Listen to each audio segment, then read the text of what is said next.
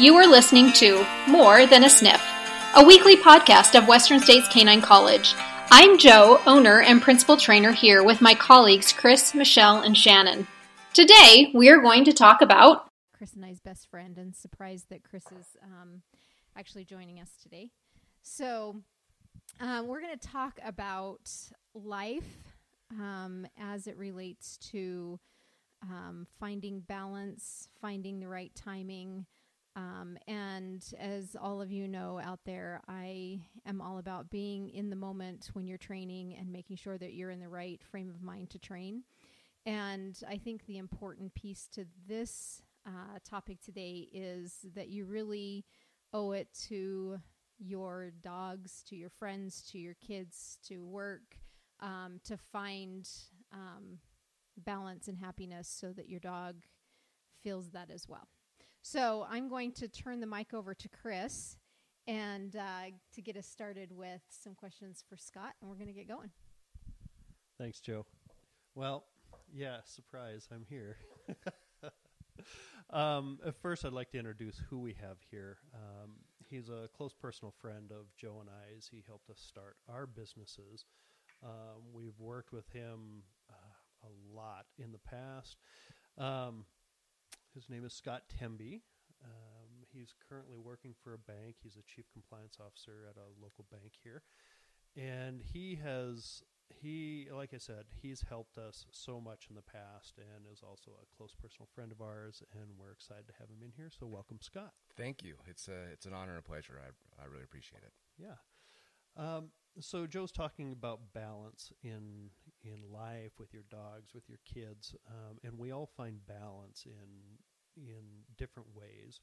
With us, and I've mentioned this before, with our dogs, it's just being in the family. It's not, although we do train every day in some capacity, there isn't a one set of rules that we have with our dogs.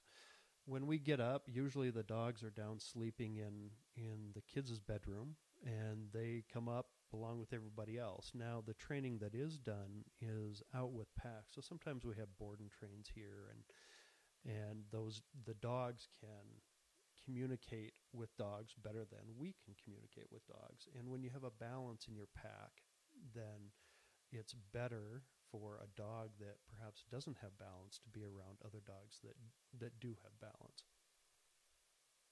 So let's talk more about balance. I talked about our dogs, our pack, and balance in our life just in general. Just some background on Joe and I and our family, and Scott is well aware of this. Like I said, he's a close personal friend. For the last nearly 13 years, we've been driving up to Montana once a month to see my children. So both Joe and I are divorced, and my children, I have two, live up in Great Falls, Montana, and that's an 8-hour drive. Throughout the years that we've been here, we've always found a great balance for us with our children, driving up to Montana, spending the weekend with them, and we've also used technology to our advantage to maintain that balance through FaceTiming with our children, or talking to them every night, or helping them with their homework. And to add to that, we also have really healthy post-divorce relationships with our exes. I'm going to go ahead and turn the microphone over to Joe, and she can talk more about balance with her. Really, the inspiration for bringing Scott in is Scott has been a part of Chris and I's life since divorce, really pretty much. Pre-divorce, actually. Yeah, pre-divorce, yeah. And Chris and I have always found Scott to be our anchor. And Wow. He doesn't even know that. I didn't. But there's a lot where we'll be brainstorming about business and life, and then we say, well, we need to have lunch with Scott. It doesn't always happen, but Scott really is a strong piece to Chris and I. And I think that that's, again, when you have a balanced life and you have the people that keep you going in life, I think that's important, and I think it reflects back onto dogs. So, Scott, with that, talk to me a little bit about your philosophies and you in your life, and just kind of talk about what you, I guess, inspire life to be and what you want for others. Okay. Well, first, thank you. It's very kind of you to share those thoughts with me and with everyone. It means a lot to me. For those of you, I'm grateful that this is a podcast and not video, because people couldn't see me blushing. That, and I have a perfect face for radio. No, but in all seriousness, your opening comments around balance really resonate with me on a number of different levels, and so I might ramble on here a little bit and go different directions. Feel welcome to jump in and clarify, steer me a different direction if you want, whatever. But you said something about how balance is really important, and you owe it to others in your life as well as your dogs. And I think that's really true, and it somewhat relates to the law of attraction, in that we all have an energy about us, and how we are seen by others, whether it be human creatures or canine creatures, really is something that people are very perceptive to. So I make a point during the good times and the bad times to try to be sensitive to that and ensure that what I'm feeling and what I'm seeing is positive. Because I think that positivity draws positivity towards you.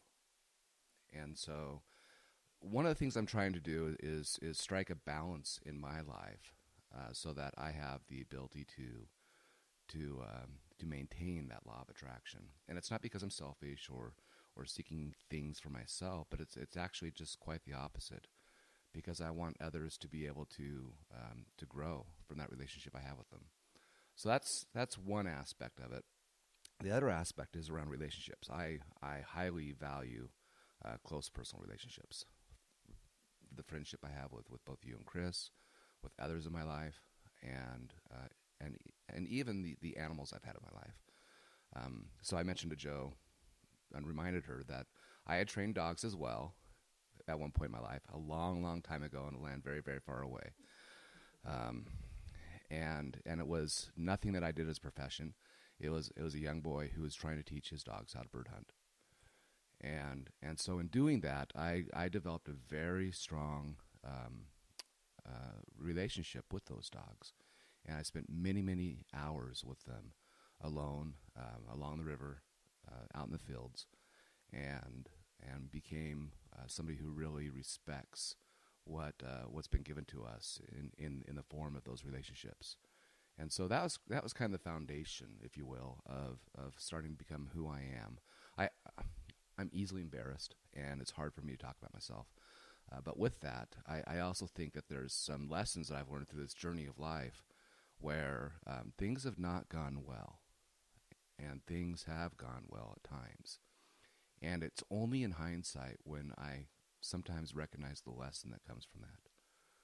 So I try to take those lessons and learn from them and apply them to my life in all aspects.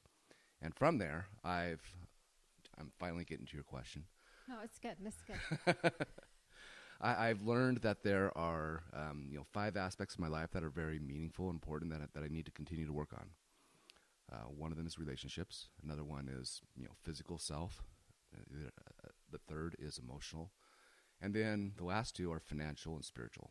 All those aspects of my life have a lot of importance to me. And it's hard to keep that in balance. Yeah. And it's also hard to make the time to reflect upon it and see where you might need to shift your focus a little bit. Right. Well, I think that that it's okay to close some of those up to build other areas and then come back to it that you're not necessarily ready for it. Mm-hmm. And I don't know, I find sometimes that I have to close off friendships, not ending them by any stretch, but not give that so much energy, because people get to a point in their life that they're taking from you. Right. And it's too much. So you just close that off, build yourself where you need to so they can come back into your life too. Right. That's that balance you speak of. Yeah. I totally understand that and appreciate that. And so I don't necessarily see it as closing off. It's just a shift of focus. Yeah. And emphasis. And I think the same thing's true in my professional life. And so professional kind of links to the financial side, but it also has a lot of value towards who I am and kind of where I came from and who I want to become. Wow. Sure. Stumbling all over that. Chris is reaching for the mic. Something that just resonated with me in the last couple of weeks. We had talked about a new business venture, and I had actually posted about it on my Instagram account not so long ago. And I think along with balance, what the three of us are talking about right now, we had talked about achievement versus fulfillment. Right. And through that, I personally found a lot more balance in life when I left the corporate career that I had. And while it seemed chaotic at the time, being self-employed, it actually turned out to be a much better quality of life and more balance for Joe and I in our life and in our business. Probably moments of increased chaos as well. Indeed. Yeah. And you feel there's no, of course, there's no corporate bureaucracy to hide behind. No, but it's personal bureaucracy, if you will. Yeah. So I completely appreciate that achievement versus fulfillment, because it took me to accomplish some achievement before I started to appreciate fulfillment or the pursuit of fulfillment. My upbringing is I was raised by a former logger. I was raised in Oregon, and so logging was a huge industry a long, long time ago in land very, very far away. And at that time, that's what my father did. He started working in the forests, and then he transitioned to the lumber mill, and then he became ill. He became disabled and became ill, and then my mother stepped into the role of the primary breadwinner, if you will, for the family. And so my upbringing was not one of luxury or of I don't want to say entitlement, but one of a lot of things of the world in my life. And I really had to work hard throughout that time to just have some of the basic necessities of life. I worked on the summers on my grandfather's ranch, and waking up before sunrise and going to bed after sunset. Tell me a little bit about your grandfather's ranch, and I key in on that because a majority of my photography is in the Western world. So I'd like to hear a little bit more about that. Sure. Most of your pictures that I've seen have involved cattle. Mm-hmm. He raised hogs, and then he also had 400 acres of alfalfa. Okay. And so at that point in time, all the irrigation pipes were moved manually. And so we woke up very early, like I said, and went out for an hour and a half each morning and moved that irrigation pipe. And it was in those moments when you're out there alone, trudging through the at that time, the knee-deep or the waist-deep alfalfa, depending on where it is in the season, having a lot of time to think to yourself and just kind of relish the moment. And as a 11, 12, 13-year-old boy, I didn't really appreciate it as much as I do now looking back on it. Right. But one of the things that my grandfather instilled upon me is this work ethic. You get out of the land, you get out of the animals, you get out of yourself what you put into it, and that's kind of driven me all along. And I took that back with me during the school years, as well as during my adult life, to help push me forward those difficult times. So I learned that if you just work through it, and if you stay persistent and patient and keep the end in sight, where that goal is, it will come. And so as a result of that, I moved on and completed college, first person in my family to do so. And college is not for everybody. I'm a first one to say that, but for me it was. Mm-hmm. And then I went on to graduate school as well.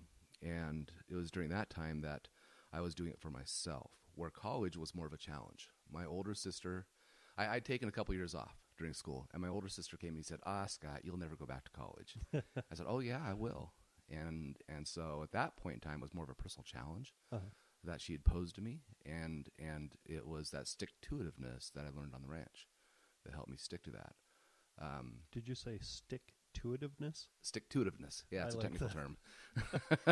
I like that, stick-to-itiveness. But it was those little achievements that were also kind of the reward that I was experiencing through my life. And then I moved on to my professional life and started ascending that corporate ladder, if you will. And eventually ended up in the proverbial corner office in the tall building downtown. Right. And from there, I kind of recognized one day, wow, I've achieved a lot through the course of my life, but I was lacking some fulfillment. And so fulfillment is that appreciation for the self, I think, where you actually are accomplishing things that nourish your soul and your identity and your person. Sure. And that was lacking a little bit. Do you feel like going back to working on the ranch, that stick-to-itiveness that you learned back then, while you may not have appreciated it at the time, do you feel like perhaps you get away from that, we forget about that for a little bit, and then as we're not feeling that, it's something that we go back to, something that we learned, and that helps you navigate forward? Would you say that provides balance? It does. It's foundational. Sure. But I think what I've developed from that point on is more this philosophy of self-vision, which for me, that vision that I pursue for myself is derived from those 5 elements I spoke about earlier, as well as balance between them. So for me, on that note, from the dog trainer's standpoint, and how we train is helping people train their dogs. And I find that it's really hard for people to, dog training is really about yourself. And you have to own and be accountable for what you're doing. And we have a tendency to blame the dog or whatever else is in the environment that's causing the problem. And so I think, and one of the biggest things, as I was talking about or thinking about this week, what we were going to talk about today, you've really hit on a lot, that you have to be accountable. You have to balance yourself out. You have to look at life and what it's taught you and where you're going. And it's taking that dog and making it you, in a sense. And people have a hard time with that. Oh, I could imagine. Yeah. I have a hard time holding myself accountable. And accountability is often seen as a derogatory term. Yeah. Yep. And I think it's some of the secret sauce of the world. Yeah, I totally agree. I totally agree. And I learned as well that and it was unintentional at the time. I didn't know it at the time. But looking back 20, 30 years later, when I was working with my dogs, what I found is that they just wanted love. Yeah. And they responded best to love. Yep. Yeah. And I found that I couldn't get the results from them unless I inserted that into what it was I was working with them on. Right. And I also learned that as I came away from that, when I did do that, I was actually feeling better about myself. Right. Yeah. Yeah. And when I'm teaching people and that light bulb goes on and everything comes together, I see a shift in people. Oh, I'm sure they feel it too. Yeah. Yeah. And they thrive in it. Right. And you see you see a piece of balance start happening, and going into homes and working with people, you've over time, I have learned to feel their emotions and feel what's happening. And I can always tell by what the dog is saying if a home is in balance or not. And so I think that so much of what you're saying, that we can take this and apply it to every aspect of our life, and our dogs are a part of that life because we've made them a part of our life and a part of our family.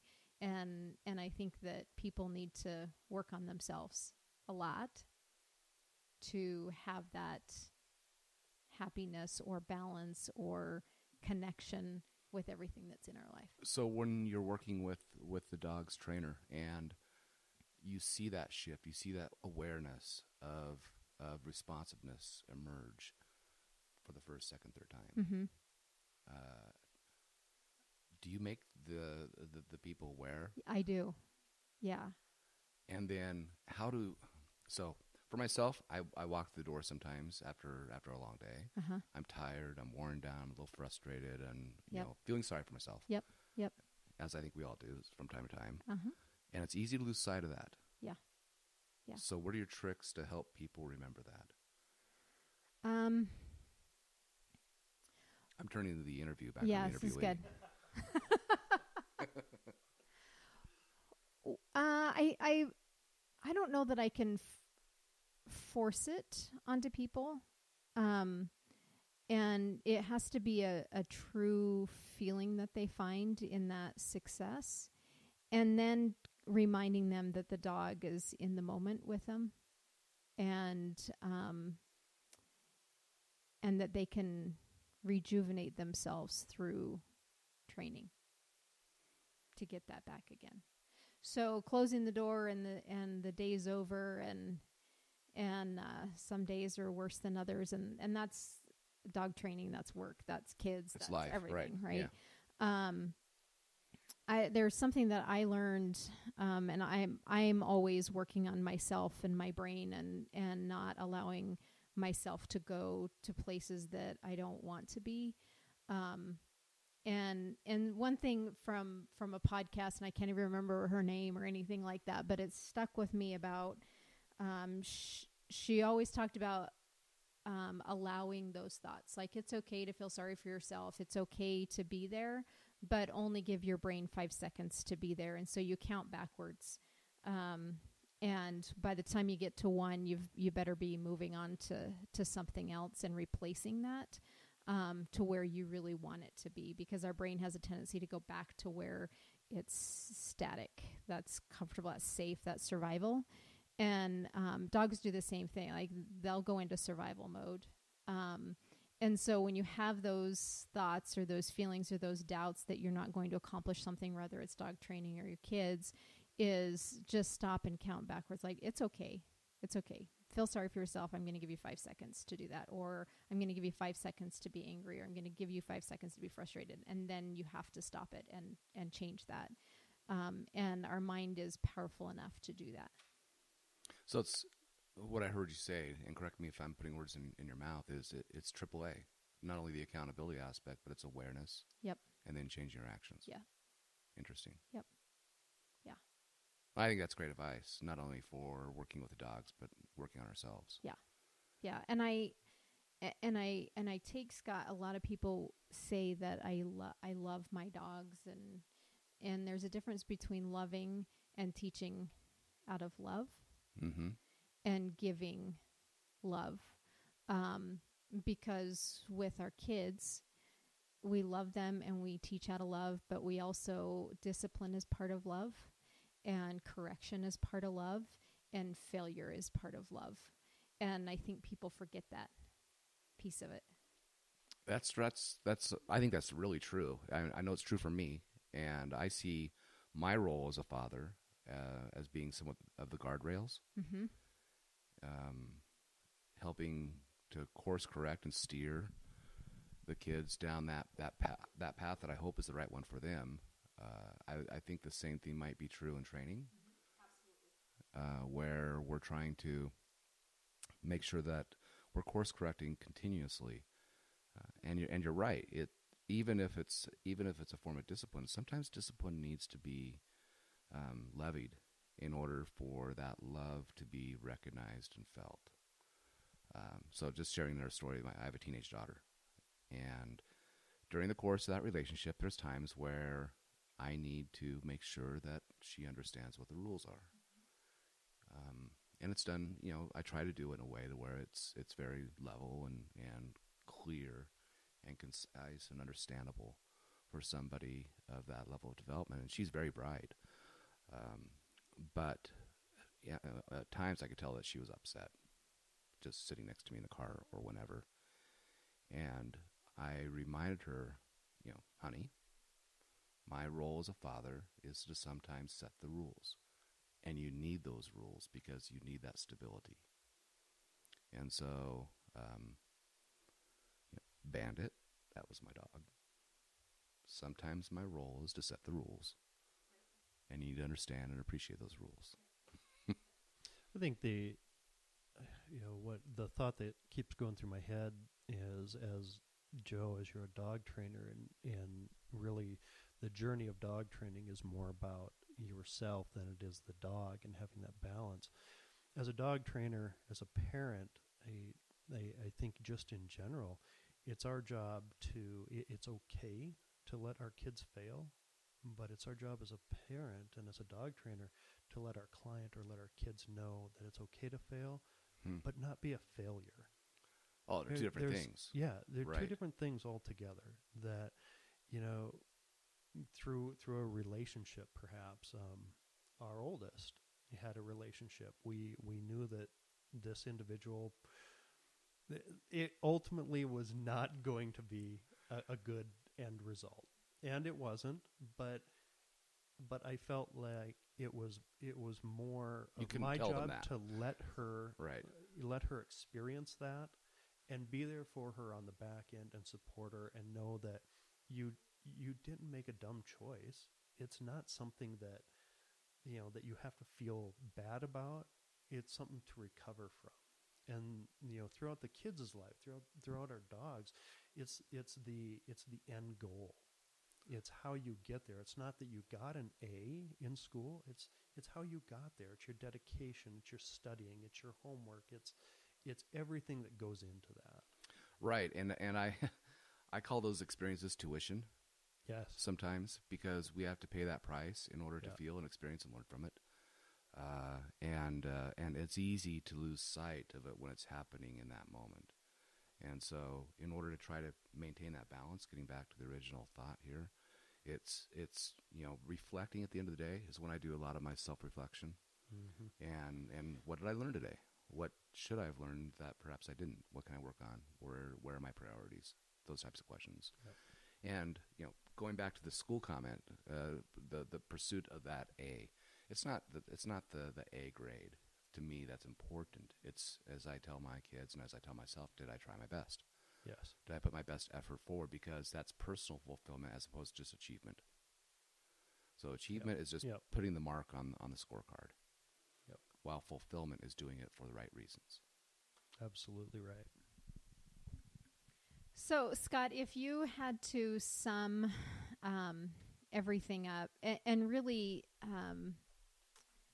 the goal of this podcast is helping people understand how important it is to be balanced, accountable, and it's not just dog training, right? You can't put that hat on and go, okay, now I'm going to train my dog and we're going to be balanced and we're going to be everything that we do in life, from our own careers, from being self-employed to training, to raising kids, to riding a horse, to driving a car. I think that everything, if we have balance, is or connection, or everything that we talked about. But what is it that, if you summed everything up today, what is that? That's a big question. Yeah. For me, I would have to say it's vision. It's my self-vision, and just to walk through that a little bit deeper here, defining and developing your vision for yourself takes a lot of work. It takes a lot of effort and time, and it takes very concentrated focus, and it's going to be painful in times, and also very rewarding. Mm-hmm. And it's not just thinking about what I possibly could be. I mean, I could possibly be an astronaut. Not probably, but I possibly could be. And it's not the possible. It's not even what I could do, but it's actually distilling down to not only who I want to be, but who I need to be. Mm-hmm. What is it I must do? What are those musts? And then taking that effort and and starting to write it down, literally. Yeah. Taking a pen or pencil to paper and just starting to describe yourself in the present sense 1 year from now. Mm-hmm. I am X. I do Y. Right. I think Z. And establishing with as much specificity and clarity on whatever those aspects are that are critical to who you are. For me, it's those 5 elements that I talked about earlier. Yep. And then embracing that vision. And by embracing it, it means putting it to action. And that's a daily conscious thought every morning when I wake up. Right. And every night before I go to bed. And you have to keep it in the positive, because under the law of attraction, it won't work if it's negative. Right. Right. So by pursuing that, I think that helps create a balance. Balance isn't something that you can just have. No. You have to create it. Yeah. Right. And I think that's true whether it's for yourself, for your kids, for your family, for your animals, for your environment. All of that is part of your vision. And so I would encourage people to put away the electronic devices, Mm-hmm. go to a quiet place, grab that notebook and that pen, and spend some time working. It's good. That's good.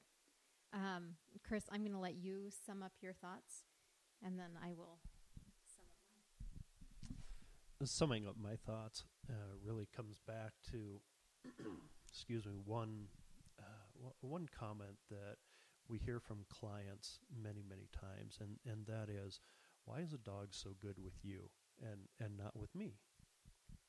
And really what that comes down to, again, creating that balance is for us. Why is a dog good with us? Because we have, I don't want to, we have very high expectations on our dogs. We do. When a dog is here at the house with us, perhaps it's a barking issue, or maybe it's a over-energetic dog. The expectations that we have here really bring those levels down. It's something that we're constantly correcting. I don't know that correcting is the right word, but through the expectations that we have, we create balance in our own personal pack, which translates over to the dogs that come and stay with us. So I'm going to sum both of you guys as it relates to life. And that is, if we took everything that you said, Scott, and we put it into a dog's brain, this is why I do what I do. And a dog is in the moment, and their goal is joy, balance, happiness. Dogs don't think negative thoughts. We put our negative thoughts onto our dogs, but dogs don't have that. Like, oh, there's a breeze. That's great. That feels good.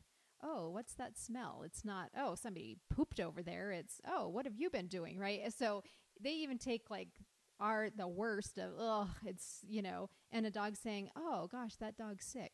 I mean, that's really, they're in the moment. And that's the way we should be living, is that's the balance that we should have. It's the positive in everything. Right. Yep. Yeah.